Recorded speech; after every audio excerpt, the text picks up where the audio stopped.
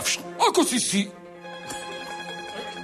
Detko, čakám na autobus do Podbrezovej. Na čom si všimla, že som začal cvičiť?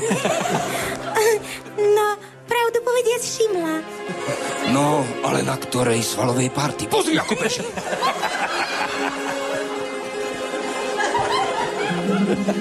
Aj, rýchly som, čo?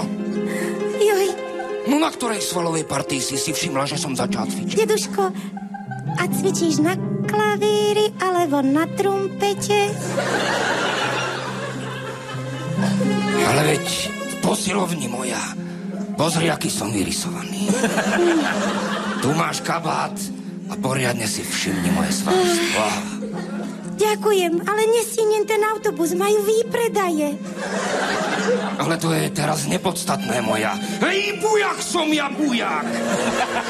No dúfam, že som skoro odletel z tej perníkovej chalúbky. Á, vtáčik. A zás už volá čo? Aj, kašľať na vtáčika, na svalstvo sa mi pozeraj. Aha, pozri. Poriadne si ma obzri. Pozri mi kniep. Jeho si asi neupečiem. Čo?